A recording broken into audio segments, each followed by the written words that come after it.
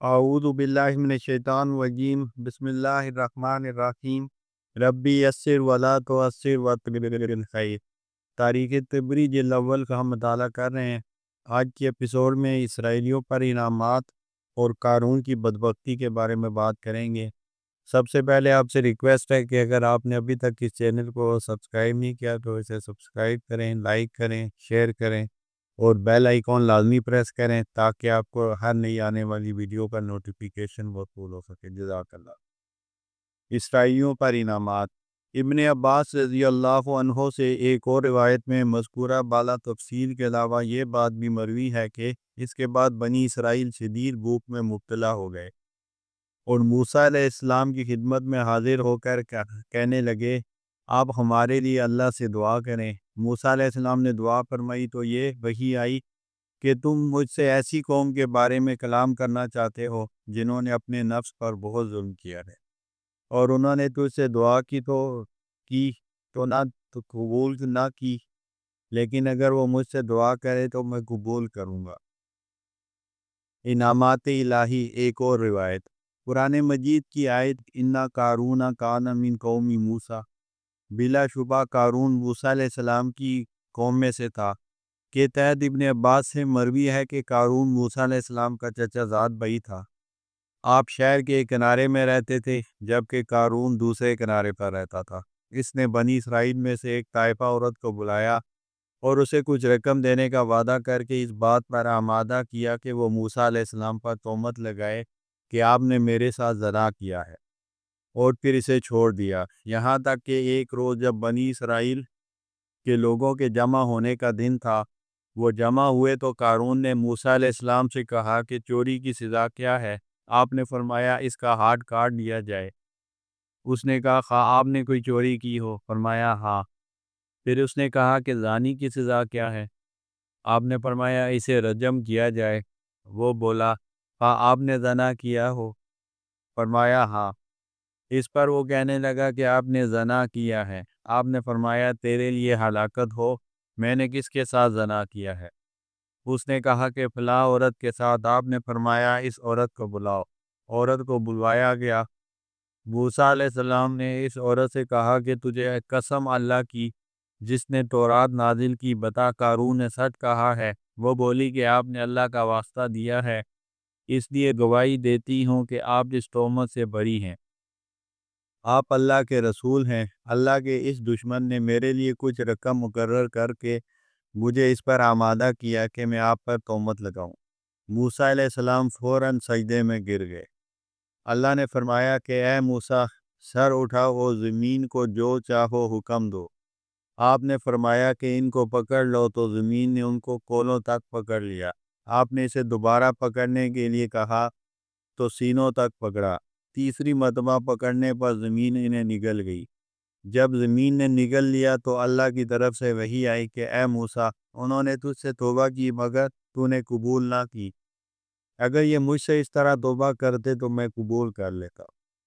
علی بن زید سے مروی ہے کہ عبداللہ بن حارث اپنے گھر سے نکلے اور اپنے قصر میں داخل ہو گئے۔ جب وہاں سے نکلے تو ٹیک لگا کر بیٹھ گئے۔ ہم بھی ان کے پاس بیٹھ گئے۔ وہ سلمان بن داؤد کا ذکر کرنے لگے کہ انہوں نے اپنے مصاحبین سے کہا، کیا تم میں سے کوئی ایسا بھی ہے کہ اس سے پہلے کہ وہ لوگ مطلع کر میرے پاس آئیں، بلقیس کا تخت لے کر میرے پاس آئے؟ تو جنات میں سے ایک قوم کا ہیکل جن بولا کہ اس مجلس کے ختم ہونے سے پہلے وہ تخت میں آپ کے پاس لے آؤں گا۔ میں آپ کو یقین دلاتا ہوں کہ میں اس تخت کو لانے کی قدرت رکھتا ہوں اور قابل اعتماد ہوں۔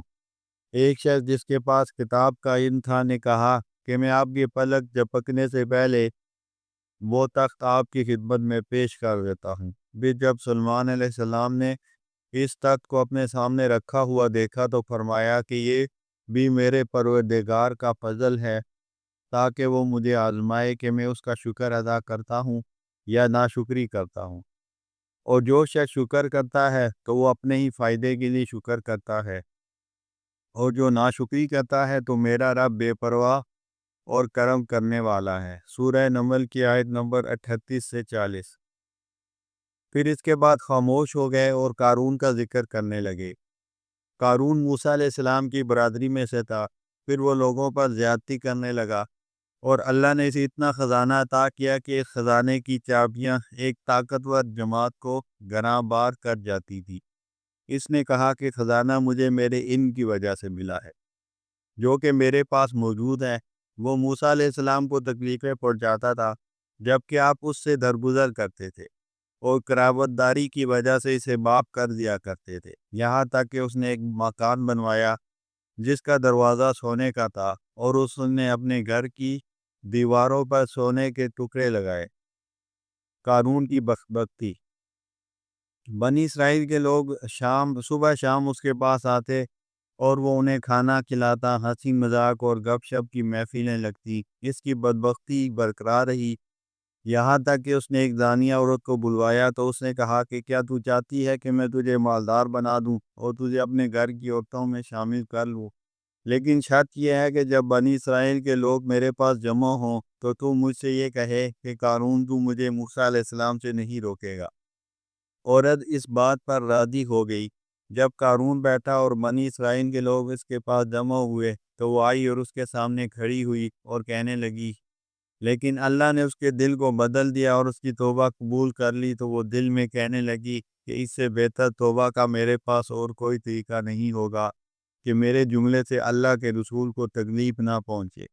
پھر اس نے سر محفل راز آشکارا کیا کہ قارون نے مجھے دولت کا لالچ دے کر اس پر آمادہ کیا تھا، اور میں نے سوچا کہ اللہ سے معافی مانگنے کا اور کوئی بہتر طریقہ نہ ہوگا، اس لیے میں نے راز آشکار کر دیا۔ یہ سن کر قارون کا سر جھک گیا اور وہ سوچنے لگا کہ اب اس کی ہلاکت کا وقت آ چکا ہے۔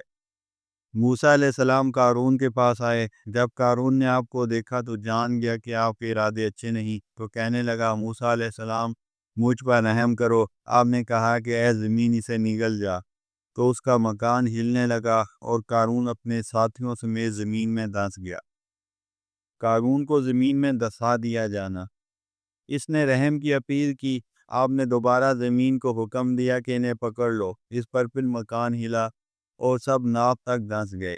اب قارون اور زیادہ آؤ بقا کرنے لگا، لیکن آپ نے پھر بھی زمین کو دھسانے کا حکم دیا تو زمین اس کے مکان اور ساتھیوں سمیت اسے نگل گئی۔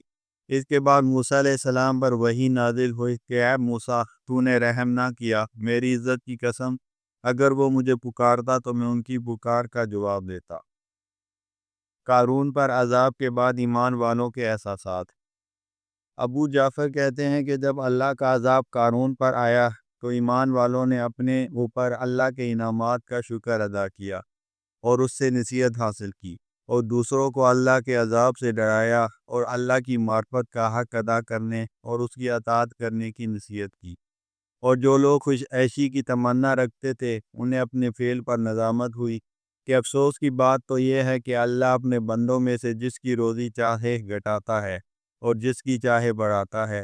اگر اللہ ہم پر احسان نہ کرتا تو ہمیں بھی دھسا دیتا۔ افسوس کی واقعی بات تو یہ ہے کہ ناشکری کرنے والوں کو فلاح نصیب نہیں ہوتی۔ ہم گزشتہ روز سے جس مال کی تمنا کر رہے تھے، اس کی وجہ سے آنے والے عذاب کو اللہ نے ہم پر سے ہٹا لیا۔ پس اللہ نے موسیٰ علیہ السلام کو اور ایمان والوں کو بھی نجات دی اور اپنے اور بنی اسرائیل کے دشمن یعنی فرعون، حامان، قارون اور کنعانیوں کو ان کے کفر کی وجہ سے ہلاک کر دیا۔ بعض کو قتل کیا، بعض کو غرق کیا، بعض کو زمین میں دھسا دیا، اور نصیحت اور عبرت حاصل کرنے والوں کے لیے انہیں مقامی نصیحت بنایا۔ حالانکہ ان کے پاس دولت اور مال کی کثرت تھی اور ان کی پکڑ مضبوط تھی اور ان کا جسم ڈھانچہ بنا ہوا تھا، لیکن مال و دولت لاؤ لشکر ان کے کچھ کام نہ آیا، کیونکہ وہ اللہ کی آیات سے انکار کرتے تھے، اور جس عذاب سے وہ اپنے آپ کو مامون سمجھتے تھے وہی عذاب ان تک آ پہنچا۔ جس عمل کی وجہ سے ان پر عذاب آیا اور ہم اس عمل سے اجتناب کرتے ہیں، اور جو عمل اللہ کی طرف لے جائے اس کی طرف رغبت کی توفیق مانگتے ہیں۔ انبیاء بنی اسرائیل۔ ابو ذر غفاری رضی اللہ عنہ حضور اکرم صلی اللہ علیہ وسلم کا ارشاد نقل کرتے ہیں کہ بنی اسرائیل میں سب سے پہلے آنے والے نبی موسیٰ علیہ السلام تھے۔ ابو ذر کہتے ہیں کہ میں نے عرض کیا کہ موسیٰ علیہ السلام کے صحیفوں میں کیا تھا؟ فرمایا اس میں عبرت کی باتیں تھی، مثلاً یہ کہ مجھے تعجب ہے اس شخص پر جو موت پر یقین رکھتا ہے اور پھر بھی خوش ہوتا ہے۔ مجھے تعجب ہے اس شخص پر جو اس بات کا یقین رکھتا ہے کہ کل کو حساب ہونے والا ہے اور پھر بھی عمل نہیں کرتا۔ یوشع علیہ السلام کا دور حکومت۔ موسیٰ علیہ السلام کے انتقال کے بعد یوشع علیہ السلام نے امور کو سنبھالا اور موت تک یہ فریضہ سر انجام دیا۔ اس میں 20 سال کا عرصہ منوچر کے دور حکومت میں گزرا اور 7 سال کا عرصہ افراسیاب کے دور میں گزرا۔ واخر دعوانا الحمدللہ رب العالمین۔